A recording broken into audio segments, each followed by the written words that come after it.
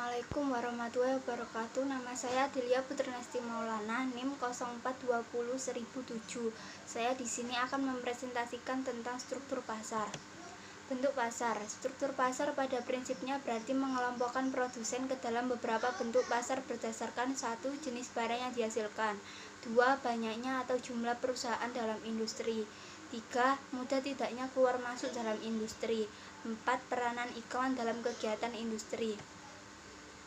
Para ahli ekonomi dalam membahas struktur pasar tidak hanya melihat tingkah laku perusahaan, tetapi lebih menitikberatkan pada berbagai kekuatan perusahaan dalam mempengaruhi pasar. Tingkah laku perusahaan banyak ditentukan oleh struktur pasar di mana perusahaan itu berada. Berdasarkan kriteria tersebut, dalam analisa ekonomi, struktur pasar dibedakan menjadi 4. 1. Pasar persaingan sempurna, 2. Pasar monopoli, 3. Pasar persaingan monopolistik, 4. Pasar oligopoli. Pasar persaingan sempurna adalah sebuah struktur pasar di mana terdapat banyak penjual atau perusahaan yang menghasilkan barang atau memberikan pelayanan dengan pembeli di pasar dengan produk yang dijual relatif sama atau bersifat homogen. Contoh pasar beras, pasar sayur, dan lain-lain. Karakteristik dari pasar sempurna: 1. Terdapat pembeli dan penjual dengan jumlah yang sama banyaknya. 2. Produk yang diperjualbelikan homogen atau serupa. 3. Kebebasan membuka dan menutup pasar. Pasar monopoli adalah suatu bentuk pasar yang hanya memiliki satu penjual atau produsen dengan banyak pembeli. Orang yang melakukan monopoli tersebut terhadap suatu pasar disebut monopolis. Contoh Pertamina, PLN, dan lain-lain. Karakteristik pasar monopoli: 1. Terdapat satu orang penjual dengan banyak pembeli di pasar. 2. Tidak terdapat barang pengganti yang dapat disediakan oleh pihak lain. 3. Penjual pada pasar monopoli dapat menentukan harga sesuai dengan keinginannya. Pasar persaingan monopolistik. Pasar monopolistik adalah suatu pasar yang di dalamnya terdapat banyak produsen dalam menghasilkan barang yang sama, tetapi masing-masing pada barang tersebut mempunyai perbedaan pada beberapa aspek.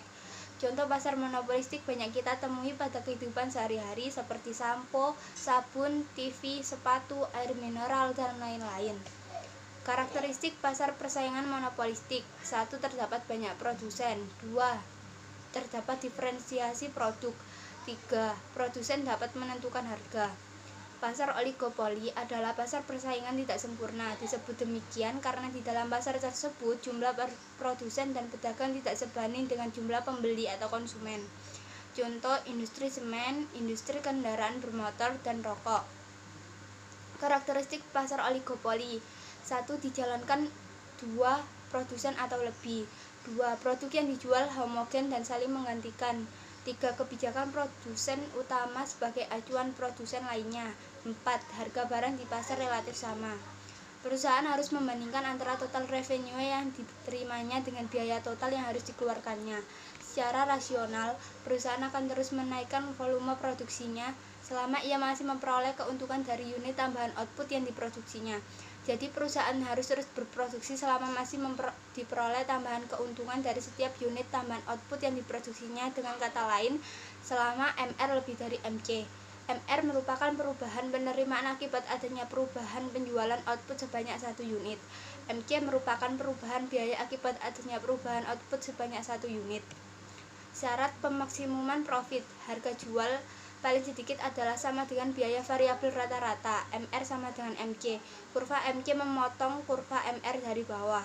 Syarat tersebut harus dipenuhi oleh perusahaan yang ingin mencapai keuntungan maksimum dalam struktur pasar manapun juga.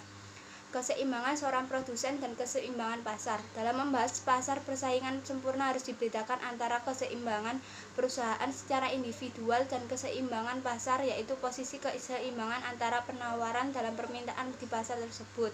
Perusahaan secara individual dikatakan mencapai posisi keseimbangan apabila perusahaan tersebut mencapai keuntungan yang maksimum. Suatu pasar persaingan sempurna mencapai posisi keseimbangan apabila 1. Semua perusahaan berada dalam posisi keseimbangan. 2. Jumlah total output produksi masing-masing perusahaan tersebut sama dengan jumlah total permintaan konsumen. Terima kasih. Wassalamualaikum warahmatullahi wabarakatuh.